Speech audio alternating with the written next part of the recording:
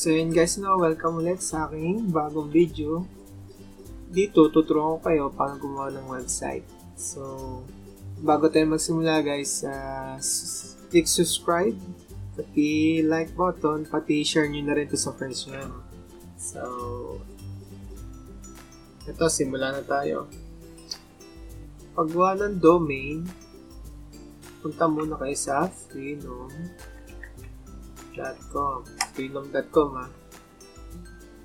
Ito yung domain lang. Ayun yung ibig sabihin ng domain, ito yun. Yan, katulad ng www.freenom.com, ayun lang yung domain. Pero wala pa siyang server. Mapapagana sa kanya yun yung hosting. So, click nyo dito, sign in muna tayo.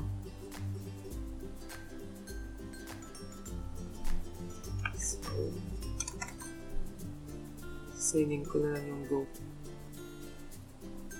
Pwede nyo gamitin yung Google or Facebook account nyo para makasign in. Yan. So, click nyo services, register new domain. Sundin nyo lang ginagawa ko guys.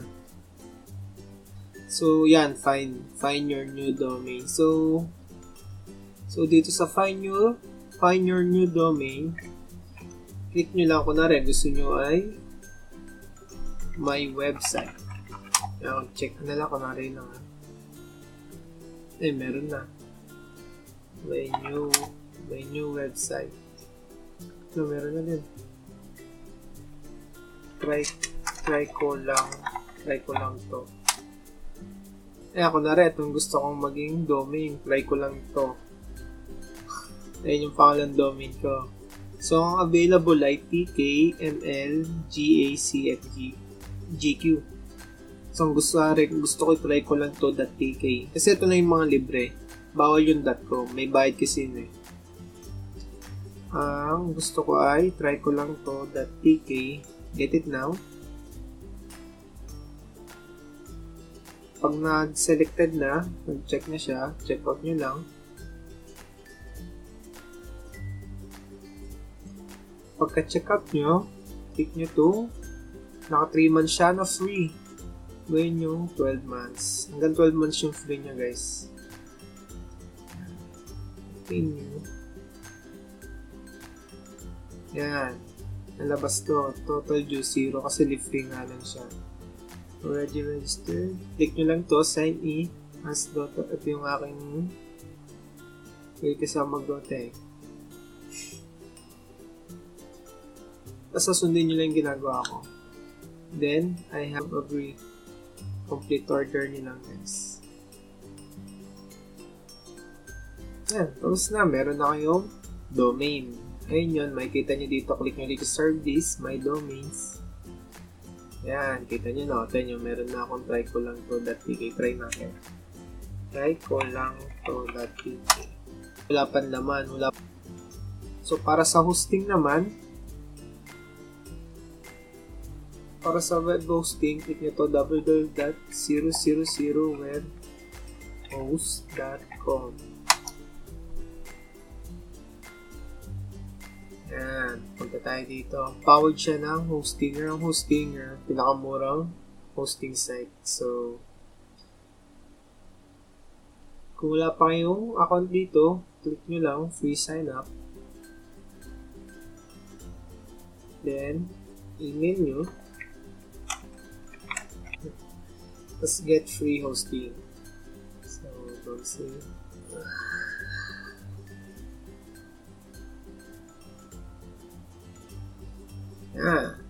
Meron na tayo. Try ko lang to. So, para makagawa tayo ng website, click nyo lang itong nakapasok na kayo dito. Click nyo lang manage website. Email confirmation required. So, kailangan nyo muna i-confirm doon sa inyong email. So, akin na sa Gmail. Kailangan i-confirm muna natin para magamit natin yung hosting. Yan. Verify. Click nyo na yung verify Ayan na. para ma-verify lang siya. So, yan na, okay na, di ba? Manage, task manage website.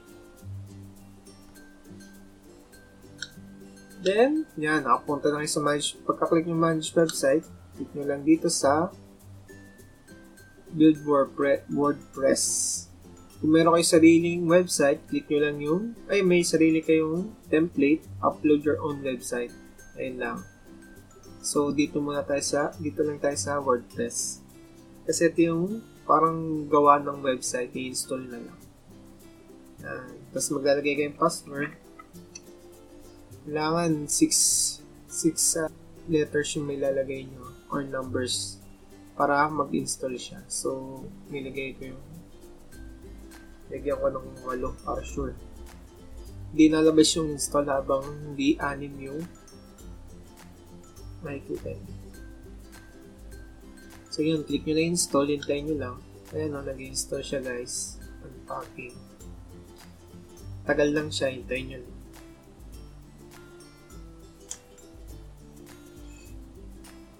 Ayan, habang hinihintay natin, no? Click nyo yung subscribe.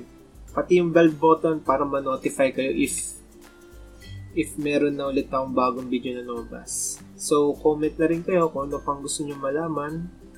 Kung ano pang gusto nyo malaman paano mag-install ng ganito, ganan.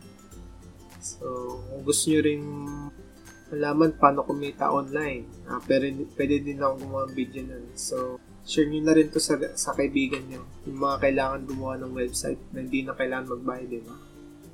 So, finalizing na, konti na lang. Diba, ang bilis lang? Diba, yung ako nagtitisis, di ko alam din ganito eh. Ngayon ko lang ito nalalaman din.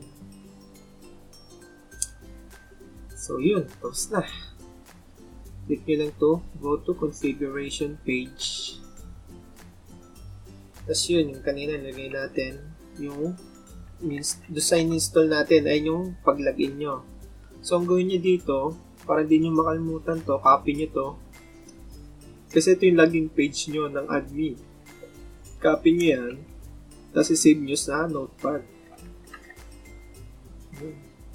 Tapos i-save nyo sa computer nyo. Para maglalagin ulit kayo, copy nyo na lang. Tapos, paste dito tayo. Yan. Enter ko. Yun, nandito na tayo. So, click nyo yung username at password. So, login. Yan. Dito na tayo, guys. Gusto nyo lang ito. Then, ito. Dito, para ma-view nyo yung website nyo, click nyo lang ito, visit site. Try lang naman to guys. Ayan. Ito yung aking website. Try ko lang to. So, matatandaan nyo pa itong ginawa natin domain. Try ko na. Pero ito yung gusto ko. Pero yung domain ko, ito. Kasi sa web host natin ginawa. So, para mapag-connect natin itong nasa Freenom na try ko lang to.tk dito sa ating bagong hosting. Click nyo lang dito sa set web address. Tapos click nyo lang, it's okay, I don't mind. Tapos click nyo itong, sundin nyo lang guys ha. Click nyo itong own domain. Tapos type nyo lang yung inyong ginawa dito. Yan.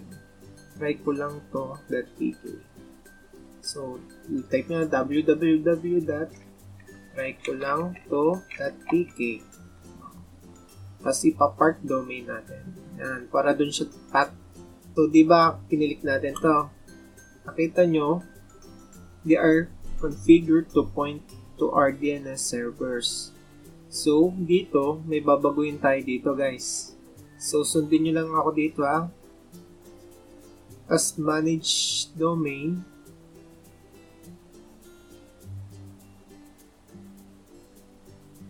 Then, click management tools. Then, name servers. Yan. Makikita nyo to guys ha. Tapos, click nyo to use custom servers, tapos delete nyo lang lahat yung sa Freenom. Yan na, delete nyo lahat yan na.